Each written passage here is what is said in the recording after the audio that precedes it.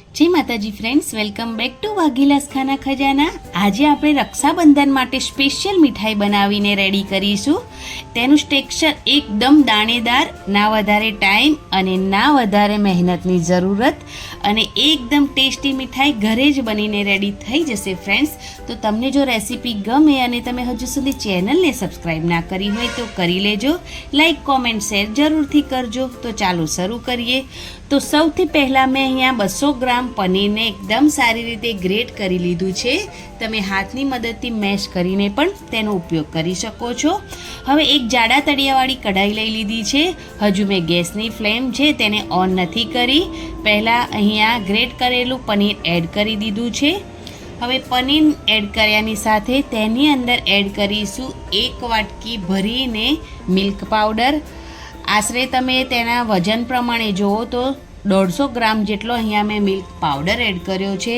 તેની સાથે ફૂલ ફેટવાળું દૂધ અહીંયા મેં 1 વાટકી ભરીને એડ કર્યું છે। હવે તેને એકદમ સારી રીતે પહેલાં મિક્સ કરી લેવાનું છે। આ એકદમ સારી રીતે મિક્સ થઈ જાય પછી મેં અહીંયા અડધી વાટકી દૂધ વધારે એડ કર્યું છે, એટલે મેં અહીંયા 1.5 વાટકી દૂધનો ઉપયોગ કર્યો છે। હવે તેને પણ એકદમ સારી રીતે આપણે મિક્સ કરી લેવાનું છે। હજુ મેં જે ગેસની ફ્લેમ છે તેને ઓન નથી કરી। હવે એકદમ સારી રીતે મિક્સ થઈ ગયું છે, તો હવે આપણે ગેસની જે ફ્લેમ છે તેને ઓન કરી દેવાની છે। તો મેં ગેસની ફ્લેમ ઓન કરી દીધી છે। હવે તેને આપણે સતત ચલાવતા રહેવાનું છે અને તેને એકદમ સારી રીતે કૂક કરવાનું છે। ત્યાં સુધી કૂક કરીશું જ્યાં સુધી તેનું જે ટેક્સચર છે ખૂબ સરસ એવું દાણેદાર અને માવો બની ના જાય, ત્યાં સુધી તેને આપણે સતત ચલાવતા રહેવાનું, જેથી તળિયે ચોંટે નહીં એટલા માટે। તો અહીંયા હવે ખાંડ મેં એડ કરી દીધી છે। તો અડધી વાટકી જેટલી મેં અહીંયા ખાંડ એડ કરી છે। તમને જે પ્રમાણે ગળ્યું પસંદ હોય એ પ્રમાણે તમે ખાંડ એડ કરી શકો છો, વધારે કે ઓછી। તો તેને પણ એકદમ સારી રીતે મિક્સ કરી લેવાનું।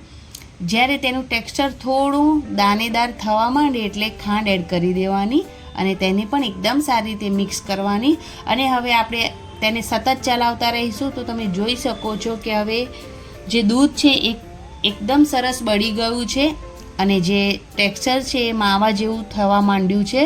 હવે જે બાકીનું દૂધ દેખાઈ રહ્યું છે તેને પણ એકદમ સરસ બળી ના જાય ત્યાં સુધી આપણે તેને સતત ચલાવતા રહેવાનું છે। ગેસની ફ્લેમ છે તે હાઈ જ છે। હવે મેં અહીંયા ઇલાયચી પાવડર એડ કરી દીધો છે અને તેને પણ મિક્સ કરી લીધો છે અને સતત ચલાવતા રહી છું અહીંયા, જેથી તળિયે ચોંટે નહીં એટલા માટે। અને તમે હવે જોઈ શકો છો કે જે માવો છે એ બનીને રેડી થઈ ગયો છે, એકદમ દાણેદાર મીઠાઈ બનવાની છે આપણી। અને હવે મીઠાઈ રેડી છે તો ગેસની ફ્લેમ હવે બંધ કરી દેવાની છે। અહીંયા મેં આ રીતનું એક વાસણ લઈ લીધું છે, તેની અંદર બટર પેપર નાખી દીધું છે। તમે એમ પણ આ મીઠાઈને બનાવી શકો છો। જે પણ થાળી કે ડીશ લો તેની અંદર તમારે તેને ઘીથી ગ્રીસ કરી લેવાની। હવે જે મીઠાઈ બનીને રેડી થઈ ગઈ છે તેને આપણે અંદર એડ કરી દેવાનું છે મિશ્રણને અને તેને એકદમ સારી રીતે ફેલાવી દેવાનું છે અને આ રીતે થોડું દબાણ આપી તેને એક સરખું કરી લેવાનું છે। ઉપરથી થોડા ડ્રાયફ્રૂટ્સ એડ કરવાના છે। થોડા જ્યારે આ બેટરને એડ કરીએ ત્યારે પણ ડ્રાયફ્રૂટ્સ થોડા મેં એડ કર્યા છે અને થોડા ઉપરથી ડ્રાયફ્રૂટ્સ એડ કરી દીધા છે।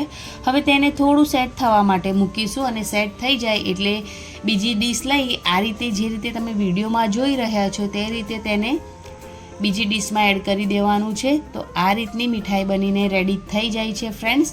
હવે તેને તમારે જે શેપમાં કટ કરવી હોય એ શેપમાં તમારે કટ કરી લેવાની છે। તો છે ને એકદમ ઇઝી રેસીપી ફ્રેન્ડ્સ, અને આ મીઠાઈને તમે કલાકંદ પણ કહી શકો છો। તો એકદમ ઇઝી રેસીપી છે, વધારે ટાઈમ પણ નથી લાગતો અને ટેસ્ટમાં તો એકદમ ટેસ્ટી આ રેસીપી બનીને રેડી થાય છે ફ્રેન્ડ્સ। તો તમે જરૂરથી ટ્રાય કરજો। ચાલો તેને સર્વ કરી લઈએ। અને આ મીઠાઈની ઉપર મેં થોડું કેસરવાળું દૂધ એડ કરી દીધું હતું, જેથી તેનો કલર થોડો વધારે સરસ લાગે એટલા માટે, અને થોડું ઉપરથી ડ્રાયફ્રૂટ્સ પણ એડ કરી દીધા છે. તો તમે આ રેસીપી રક્ષાબંધનમાં જરૂરથી ટ્રાય કરજો. ભાઈઓ ખૂબ એવા ખુશ થઈ જશે અને રેસીપી ઘરે જ બનીને રેડી થશે ઓછા ટાઈમમાં એકદમ વધારે. તો ફ્રેન્ડ્સ, રેસીપી પસંદ આવી હોય તો ચેનલને જરૂરથી સબસ્ક્રાઈબ કરજો, લાઈક જરૂરથી કરજો અને આ વિડીયોને વધારે ને વધારે શેર જરૂરથી કરજો, જેથી બધા આ જે મીઠાઈ છે તેની રેસીપી ટ્રાય કરી શકે ફ્રેન્ડ્સ. અને તમે મારો વિડીયો ક્યાંથી જુઓ છો એ પણ મને કોમેન્ટ બોક્સમાં જરૂરથી જણાવજો. Thanks for watching. Bye bye, take care, આવજો.